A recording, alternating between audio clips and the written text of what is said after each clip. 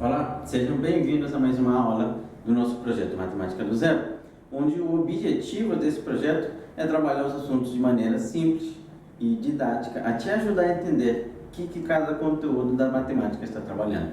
Nas aulas passadas começamos o assunto de função, estamos imergindo em função, então já trabalhamos a sua definição, já trabalhamos função injetória, bijetória, sobrejetória. Na aula de hoje vamos trabalhar um pouquinho sobre função crescente, decrescente, constante e até mesmo a paridade de uma função. Então fica comigo que a gente vai trabalhar um assunto bem interessante e vamos trabalhar de uma maneira bem diferente para você não ter mais dúvida em relação a esses assuntos. Bem, nas últimas aulas temos trabalhado um pouquinho sobre o assunto de função, o que a minha função representa, qual é o domínio de uma função, qual é o conjunto imagem, qual é o contradomínio. Temos trabalhado esses assuntos que envolvem a parte inicial dos conceitos de função. E hoje a gente precisa trabalhar a parte de função crescente, decrescente e função constante. Mas para isso a gente precisa saber construir o gráfico de uma função. Como assim? Bem, antes da gente poder identificar se uma função é crescente, decrescente ou constante, é legal a gente saber como é que é feita a construção do gráfico de uma função. E para a gente poder construir o gráfico de uma função, a gente faz a sua construção no plano chamado plano cartesiano, plano de coordenadas cartesianas. Ou seja, a gente trabalha com esse plano cartesiano, onde o eixo horizontal vamos chamar de x e o eixo vertical chamaremos de y. Nesse plano a gente vai passar a representar o gráfico das nossas funções. Eu sei que na última aula meio que eu já mostrei ele, porque eu trabalhei a função de injetória e sobrejetória, como é que se identificava através do gráfico. Mas é interessante você conhecer que esse plano nada mais é do que ele representa, é um sistema de coordenadas mesmo.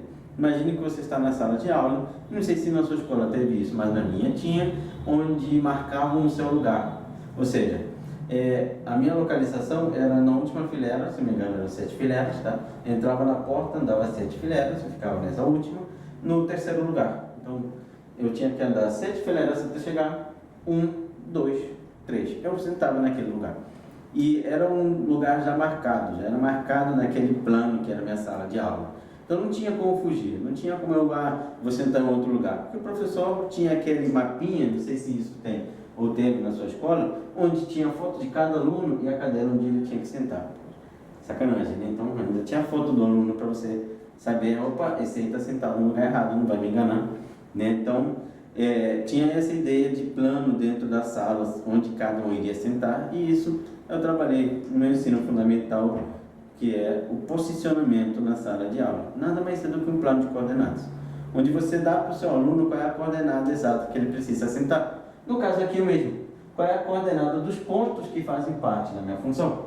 Só que lembre-se que quando eu trabalhei o domínio de uma função, o domínio era todos os valores reais. E nossa, são infinitos, né? Imagina substituir todos esses valores. Então, para a gente não precisar substituir todos os valores, a gente constrói o gráfico de uma função. E o gráfico ele passa a ser construído, geralmente, hoje em dia a gente faz na parte computacional. Então, a gente joga no programa, ele mostra o gráfico para a nossa função. Mas aqui, ele é construído em relação a uma base. A gente já tem uma ideia de como é que vai ficar o gráfico de cada função. Então, você não precisa descobrir algo novo. Tá? Você não precisa, nossa, vou desvendar o gráfico dessa função. Não, você já tem uma ideia de como é que funciona o gráfico dessa função. Mais para frente, quando a gente trabalhar o assunto, função do primeiro grau, do segundo grau, o gráfico já é conhecido, então é um padrão, ele se repete, não precisa ter uma perfeição. Mas o gráfico ele se constrói substituindo os valores de x, que fazem parte do domínio da função, e encontrando os valores de y, que fazem parte do conjunto imagem. Então, por exemplo, eu posso ter o gráfico daquela função que a gente viu lá, a função n. Lembra da função n? Aqui, minha função n. Essa função, tá, ela representa, esse gráfico, desculpa, ela representa o gráfico de uma função polinomial. Tá? É possível identificar qual é a lei de formação dela, ou seja, a fórmula dela, assim, mas não é o que nos interessa. O que nos interessa nessa aula de hoje é trabalhar o que é uma função crescente, o que é uma função decrescente e o que é uma função constante. Então, beleza. Então, para isso, a gente faz uso do gráfico e de alguns artifícios, tá? Que a gente já percebe em funções que vamos ver mais para frente. É tipo função do primeiro grau, já saber que se o A é positivo ela é crescente, mas a gente está trabalhando a ideia de como identificar se essa função será crescente ou não. O que a gente define? A função crescente, que é a primeira que a gente vai trabalhar nessa aula de hoje, o que é uma função ser dita como crescente?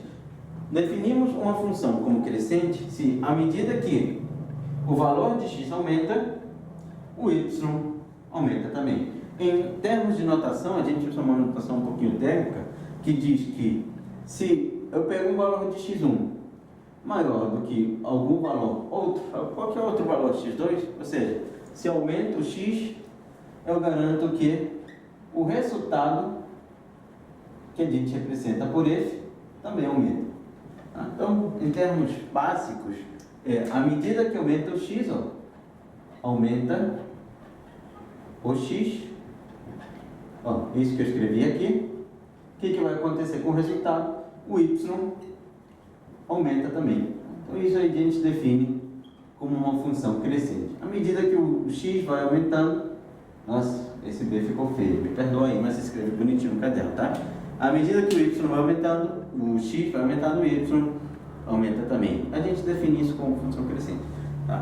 Então, à medida que passa o tempo, o valor da sua conta bancária aumenta. Nossa, essa realidade seria fantástica, né? Mas, à medida que vai passando o tempo, vai subindo alguma coisa, então vai aumentando. E o tempo não para, o tempo só aumenta. Então, a gente costuma dar essa relação. Se aumenta o x, o resultado, que o y aumenta também. Beleza, e como é que a gente faz para identificar isso num gráfico? Isso aí é bem simples de ser identificado.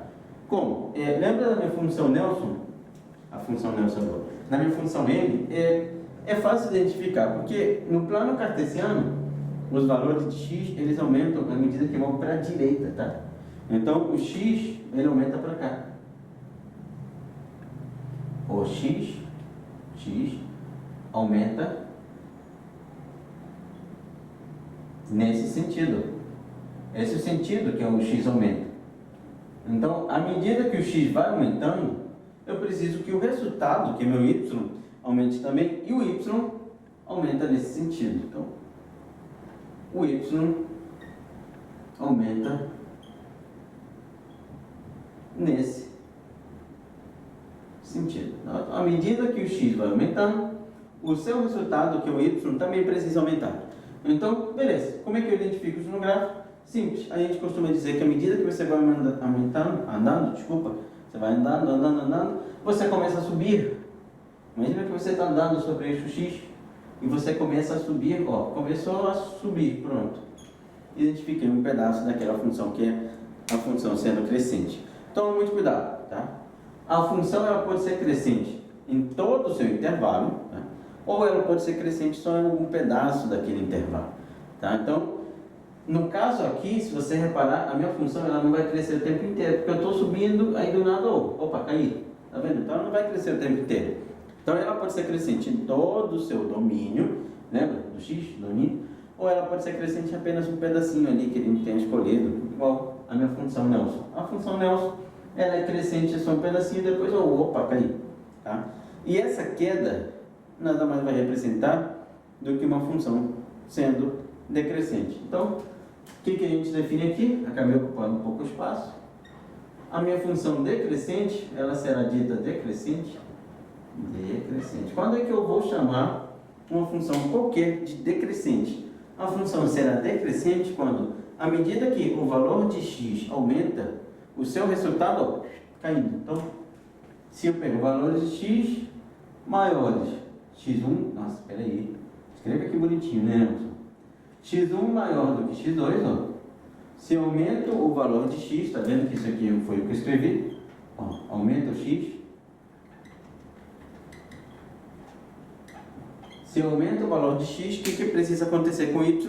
Cair. Então, a minha função será decrescente. Quando aumenta o x, o resultado, f de x1, terá que ser menor do que o f de x2. Essa é a realidade da conta bancária, né? De todo mundo, onde à medida que passa o tempo, ela só vai, final do mês, onde ela está? Já lá no chão. Então, à medida que aumenta o x, o y diminui. Então, é isso que a gente trabalha em relação à função crescente e função decrescente. Voltando para a função Nelson, que eu desenhei aqui, essa função aqui, ela é crescente até um certo pedacinho. Até um certo pedaço ela está subindo, tá? E depois desse pedaço, o que vai acontecer com ela? Olha só, caiu. Então, nesse pedaço em que ela está caindo, ela será uma função decrescente. Fácil de identificar. Está subindo, crescente, está caindo, decrescente. E, bem, ela, novamente, pode ser crescente em todo o seu intervalo, o tempo inteiro está caindo, está caindo o tempo inteiro, ou ela pode cair só em alguns pedaços, tá? Então, ela está subindo, subiu, depois, começou a cair. Então, ela pode ser crescente em todo o seu intervalo, ou só em alguns pedaços, tá? Então, isso que a gente define como função decrescente e função crescente. Bem simples, bem direto, para você não se confundir. E o que a gente chama de uma função ser constante? Constante. Uma função é dita constante quando, à medida que o x aumenta, x1 maior do que x2, lembra? X aumentando, sempre a gente pega como referência o valor do x aumentando. Tá? Então, à medida que o x aumenta, o que vai acontecer com o resultado? O que é algo constante? Tenta associar um pouquinho com a física, quando trabalha a velocidade, tá? A sua velocidade é constante quando ela não muda. Quer dizer que você vai a 80 km por hora daqui do Rio de Janeiro para Mangaratiba, o tempo inteiro, sem mudar. Tá? Passou o sinal vermelho, não mudou. Passou o quebra-mola, como é 80, não muda. Então a gente trabalha isso de função constante. Claro que na realidade você vai acabar reduzindo, né, no quebra-mola. Então, à medida que o x aumenta, o que vai acontecer com o valor do y? O que vai acontecer com o resultado? Ele não muda, ele fica constante. Então, se o x aumenta, o y que a gente representa como f de x1 é igual a f de x2. O resultado, que é o y, não muda. O y não muda. Então, à medida que o x aumenta, o y não muda. Toma muito cuidado que nas últimas aulas que a gente trabalhou, na última aula que a gente trabalhou a ideia de função injetora, bijetora e sobrejetora, esses três tipos de funções, a gente não trabalhou nada de função crescente, decrescente, constante, que é um outro tipo de classificação. Então, não necessariamente a função injetora é sempre crescente. Também não necessariamente a função injetora é sempre decrescente. Não associa com isso, tá? Uma coisa é o que a gente viu na última aula, classificar ela como injetora, sobrejetora, objetora, tá? É uma coisa diferente. E outra coisa é verificar o intervalo em que essa função é crescente, decrescente ou constante. São coisas distintas, tá? Igual eu separei naquela aula de que função injetora é distinto de uma função sobrejetora, uma não leva a outra, uma não está associada com a outra, mesma ideia aqui, tá? Função crescente, se ela não é crescente, quer dizer que ela é decrescente? Não, ela pode ser constante. Se ela não é constante, ela é crescente? Não, ela pode ser decrescente. Então, são análises separadas que a gente faz. Nessa função n, que eu coloquei para vocês, não tem um intervalo constante. Mas, se eu acabei de falar, a gente pode associar com a física. Não sei se vocês lembram o gráfico, tá? Não sei se vocês estudam física melhor, tá? O gráfico do movimento uniforme, tá? Velocidade, tempo, é uma função constante, onde o valor não muda. À medida que passa o tempo, o valor do y, que é o resultado, ele se mantém constante. Isso que a gente define como função constante. Bem, alguns cuidados que a gente precisa ter sobre essa ideia de função constante, função crescente, função decrescente. Cuidado que em alguns enunciados, em algumas questões, por exemplo, mais específico, a gente pode trabalhar questões sobre o Enem, ele pode me dizer que o crescimento é constante. Olha só, essa ideia de crescimento ser constante é que ele aumenta, sim, de fato, à medida que passa o tempo, o x está aumentando, mas não quer dizer que a função é constante. Toma muito cuidado, que eu posso dizer que o crescimento, tá? O valor aumenta, tá? Mas ele aumenta de maneira constante. À medida que vai passando o tempo, eu ganho R$100 todo mês. Então, todo mês está recebendo R$100 no valor constante, tá? Mas a conta bancária está aumentando. Então, lembra essa ideia de crescente. Crescimento pode ser constante. Como ele pode não ser constante? Quando você trabalha uma função exponencial, por exemplo, o crescimento é exponencial. Durante um período ele se mantém assim, depois ele decola. Basicamente juros compostos, você trabalha a parte de matemática financeira, juros compostos, é um crescimento que depois de um tempo decola, porque os juros sobre juros. Essa ideia que você está vendo hoje em dia sobre a parte de matemática financeira que está sendo tanto falada, tesouro direto, essa parte de investimentos, é a ideia de um crescimento exponencial. Porque você não ganha um valor fixo todos os meses, você vai ganhar um valor fixo em relação ao anterior. Então, o crescimento muda. Então, essa ideia de crescimento, sim, crescimento pode ser constante, ou seja, a função crescente constante, calma, a função é crescente, porque o valor de x aumenta, o resultado também, tá? Mas o crescimento, ele se mantém de maneira constante. Tanto que quando eu trabalho questões de função do primeiro grau, a gente costuma trabalhar elas por regra de 3, né? Porque o crescimento é constante. Então, se em 2 anos eu ganhei R$400, em mais 2 anos ganho de novo R$400. Então, o crescimento é constante. Se o número de casas no condomínio aumenta 10 por ano, ano que vem eu vou aumentar quantos? 10 de novo. Então, é constante. E depois, 10 de novo. Então, é uma ideia de crescimento ser constante. Tá? Então, isso que eles trabalham sobre função crescente, decrescente e constante. Então, vamos identificar alguns exemplos de gráficos. Como é que isso pode aparecer para mim? E o primeiro pode ser o gráfico de uma função do segundo grau. Não sei se você já trabalhou essa ideia de função do segundo grau, mas eu vou só mostrar o gráfico. Não vou me preocupar nada em relação a como é que é a função. Isso aí você pode ver nas próximas aulas que eu estarei divulgando. Mas a parte da função do gráfico, da função do segundo grau, conhecemos ele como sendo uma parábola. Essa parábola, se você reparar, ela tem um pedaço onde, tá o quê? Caindo. Então essa parábola, ela tem um pedaço onde ela é decrescente.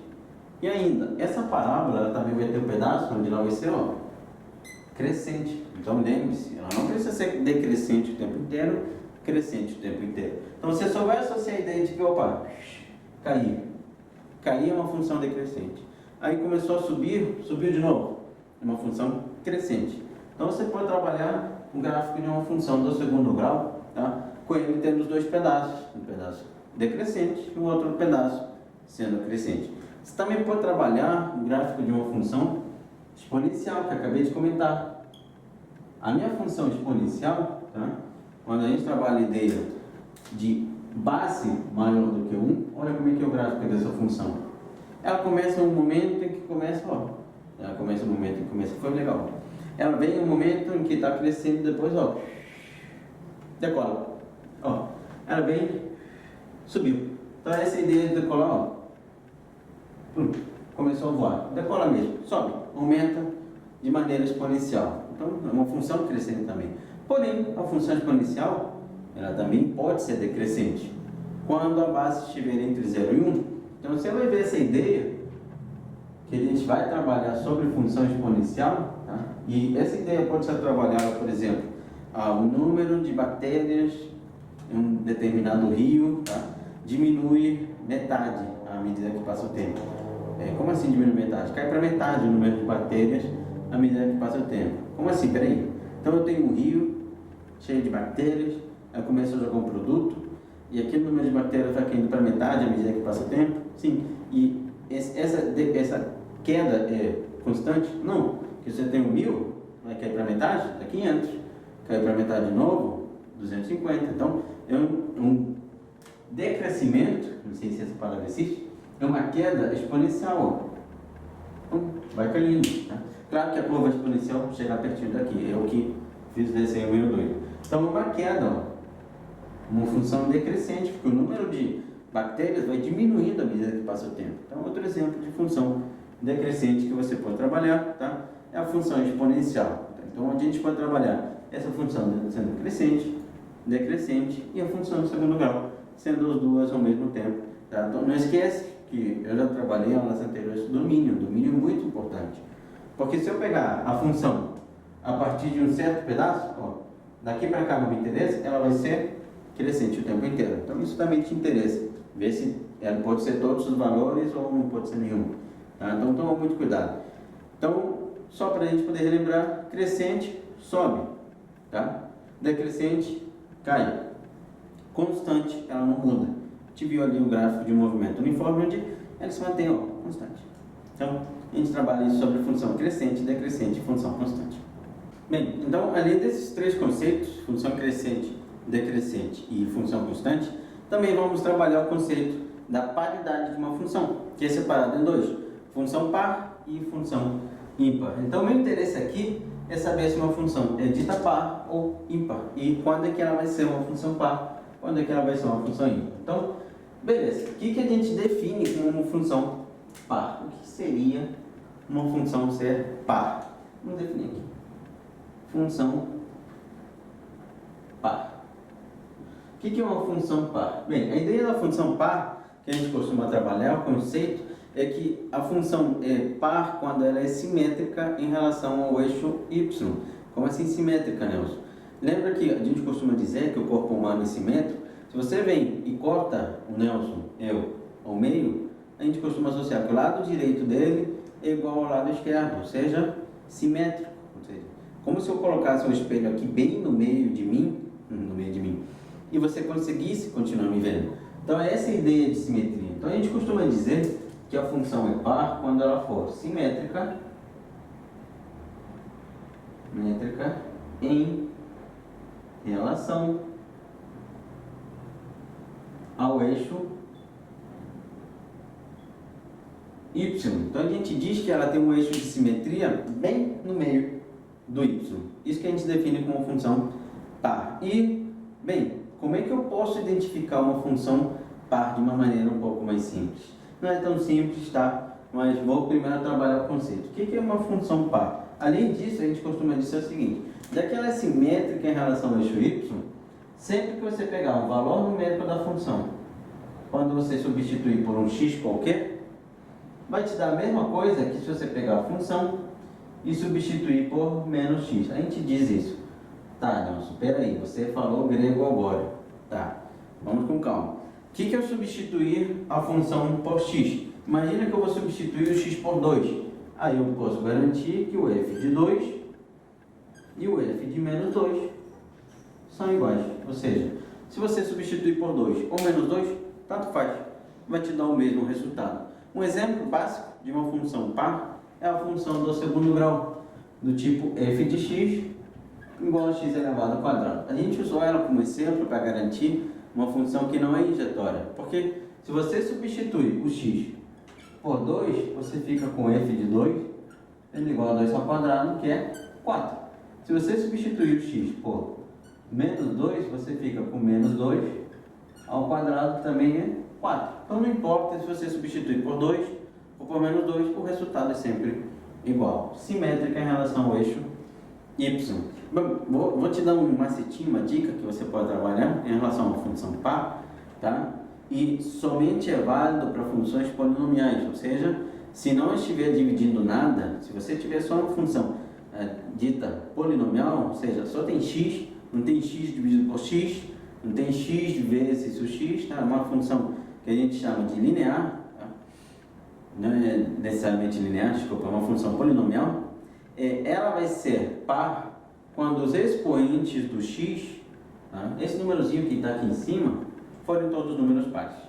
Então, uma dica que eu vou te dar, funções polinomiais são pares se todos os expoentes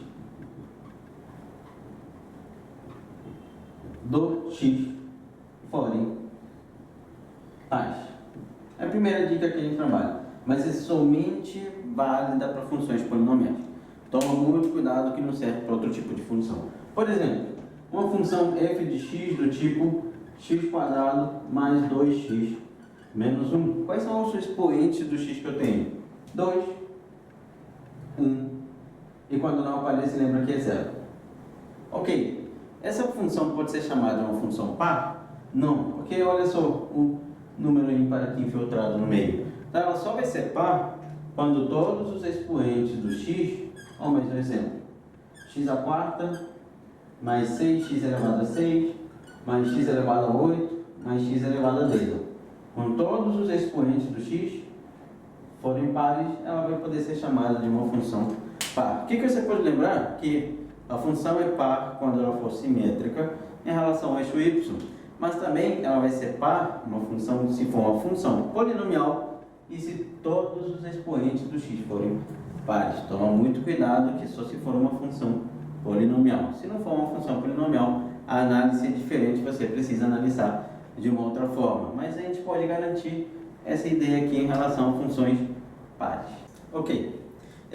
Então, o que vai ser uma função ímpar? Porque só faltou ela. A gente trabalhou a nossa função par, a nossa função crescente, decrescente e constante. Estamos vendo essa ideia de tipos de funções, classificação para cada uma delas. Então, o que seria uma função ímpar? Vamos definir essa função ímpar. Lembre o seguinte, a gente acabou de ver que a nossa função par, ela tinha como característica que ela era simétrica em relação a quem? Ao eixo y. Aí lembre-se de simetria.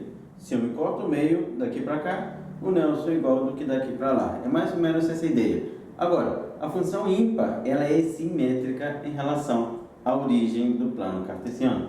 Lembrando, eixo y, eixo x, eixo de coordenadas. Lembra que eu acabei de comentar aqui que a ideia de eixo de coordenadas é a ideia de localização dentro de um espaço.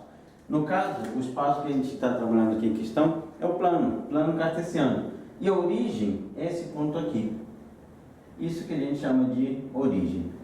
E o que a gente está definindo como a nossa função ímpar? A função ímpar é uma função simétrica em relação à origem. Então, ela é simétrica em relação à origem. A origem. Eu acho que A deve ser eclasiado. Tá? Se tiver algum professor de português, me corrija. Não faço ideia se tem classe ou não. Mas ela tem que ser simétrica em relação a esse ponto. Ou seja, a ideia é que se você fatia ali, corta ali a sua função, o lado direito seria espelhado ao lado esquerdo. A gente trabalha esse pensamento. Beleza, mas ainda assim está um pouquinho confuso, não é isso? A gente precisa ver mais a parte numérica para entender como é que isso se visualiza. Eu defini a função par através de uma expressão, lembra? F de x, f de algum valor, é igual a f de menos aquele valor. Ou seja, se eu substituísse o x por 2 ou por menos 2, o resultado tinha que ser igual. Aqui na minha função ímpar, eu garanto que se eu substituir f de menos x, tem que me dar menos o f de x. Espera aí, Nelson. Espera aí que agora estou começando a falar grego e essa aula está começando a ficar confusa. Não. Vamos com calma. Se eu substituir por 2, tá? Dessa vez, quando eu substituir por menos 2, não vai me dar a mesma coisa. Vai me dar com sinal trocado. Essa é a minha função ímpar.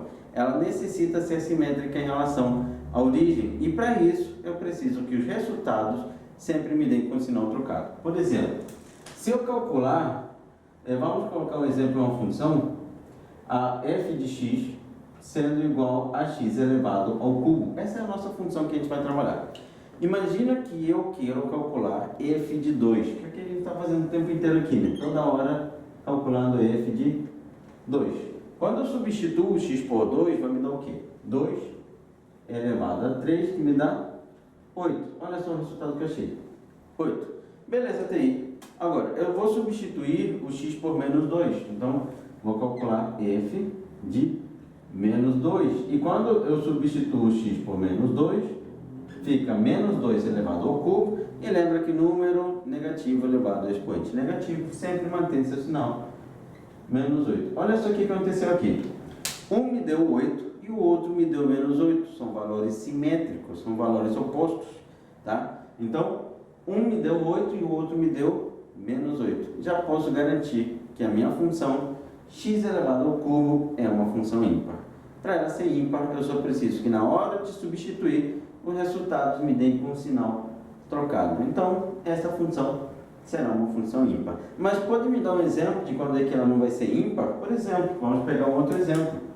Exemplo, f de x igual a x mais 1. Uma função do primeiro grau. Beleza. E essa função, x mais 1, quando eu substituir o x por 2, vai me dar o quê, Nelson? f de 2 vai ser igual a 2 mais 1, que me dá 3. O primeiro valor me deu 3, até aí tudo bem. Mas agora o objetivo é substituir por quem? Por menos 2, que é o oposto. f de menos 2 vai me dar menos 2 mais 1, que vai dar menos 1. Olha só, te deu os valores com sinal trocado? Não. Então essa função aqui não é uma função ímpar.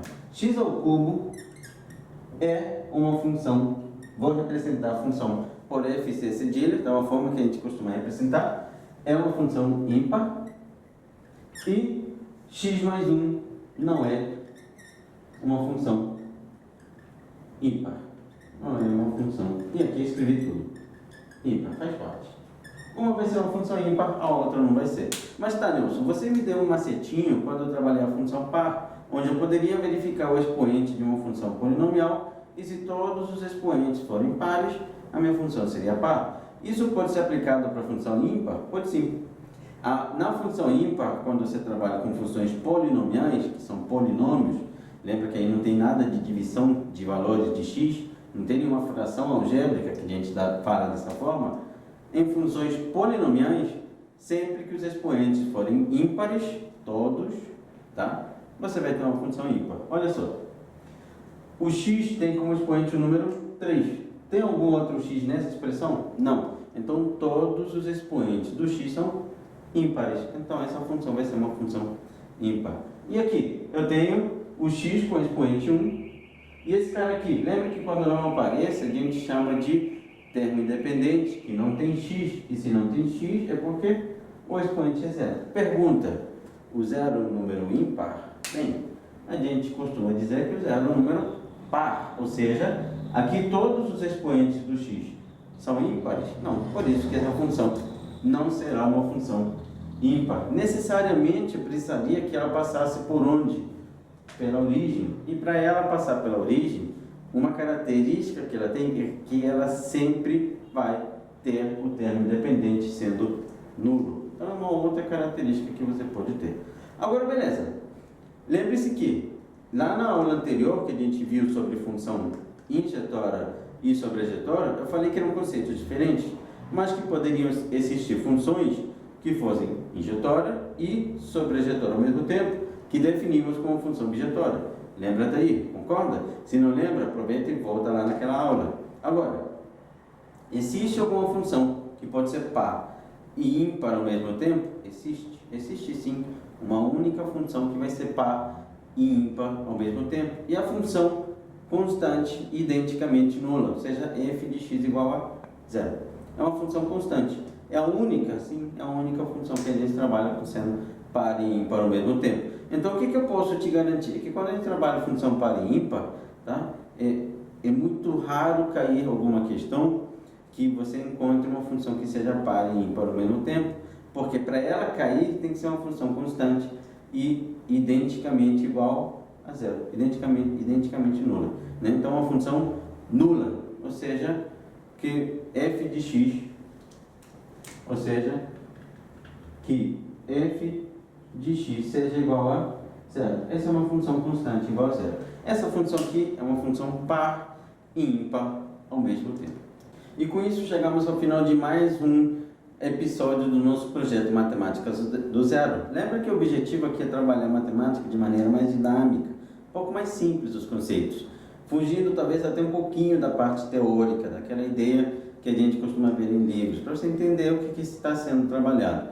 Então, basicamente, a gente acabou de encerrar um ciclo, fechamos o ciclo sobre os conceitos iniciais de função. E nas próximas aulas a gente já deve começar a trabalhar as funções polinomiais, do primeiro, de repente, até do segundo grau. Então, não deixe de comentar os assuntos que você quer ver nos próximos episódios. Seu comentário pode acabar gerando um novo episódio desse nosso projeto Matemática do Zero. Nos vemos em breve e até a próxima aula.